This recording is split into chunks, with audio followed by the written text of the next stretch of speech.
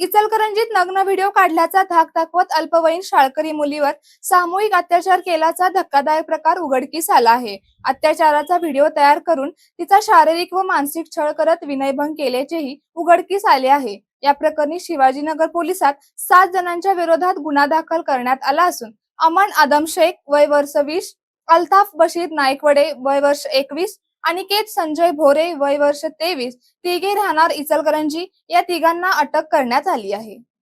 या प्रकरणी पोलिसातून मिळालेली माहिती अशी, पीडित मुलीने फिर्यादी दिली आहे. मार्च महिन्यात मोबाईलवर काहीतरी दाखवायचे आहे असे सांगून संशयितांनी संबंधित अल्पवयीन मुलीला बोलावून घेतले. एका संशयितेच्या घरात अन्य तिघे संशयित उपस्थित होते. त्यापैकी एका अल्पवयीन संशयिताने तुझा नग्न व्हिडिओ आमच्याकडे असल्याची भीती दाखवली, तर दुसऱ्या संशयिताने तिच्यावर भीती दाखवत अत्याचार केला, तर तिसऱ्या संशयिताने तिच्यावर अत्याचाराचे व्हिडिओ चित्रीकरण केले. त्यावेळी झटापट करत पीडितेने कशीबशी आपली सुटका करून घेतली. त्यानंतर पुन्हा सदरील व्हिडिओच्या आधारे पीडितेला धमकावत एका बोळात बोलावून घेतले. तेथे आणखी 3 संशयितांनी तिच्याशी झटाटप करत तिचा विनयभंग केला.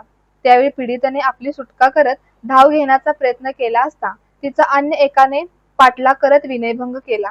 त्यानंतर तिला वारंवार मानसिक त्रासही देण्यात आला.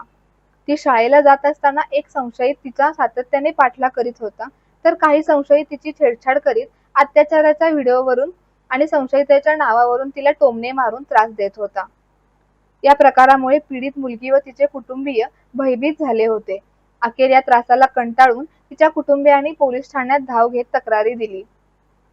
पोलिसांनी 7ही संशयितांना ताब्यात घेतले असून त्यापैकी 4 जण अल्पवयीन असून शेख, नाईकवाडे व भोरे या तिघांना अटक करून न्यायालयात हजर केले असता त्यांना सोमवारपर्यंत पोलीस कोठडी सुनावली असल्याची माहिती पोलीस उपाधीक्षक विक्रांत गायकवाड यांनी दिली. दरम्यान 2 दिवस तक्रार दाखल होऊनही या घटनेची वाच्यता होऊ नये यासाठी पोलिसांकडून खबरदारी घेण्यात आल्याची व प्रसार माध्यमांपर्यंत याची माहिती पोहोचू नये यासाठी ही आटापिटा करण्यात आल्याची चर्चा आहे. त्यामुळे या प्रकरणाच्या पारदर्शक तपासाबाबत आव्हान निर्माण झाले आहे. या घटनेमुळे शहरात संतापाची लाट उसळली आहे.